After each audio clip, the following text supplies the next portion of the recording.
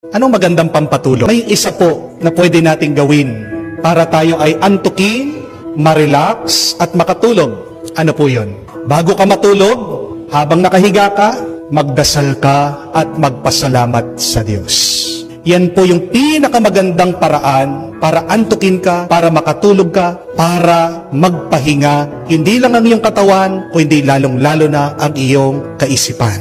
Because remember that very beautiful quote that says, if at night you cannot sleep, count your blessings instead of sheep.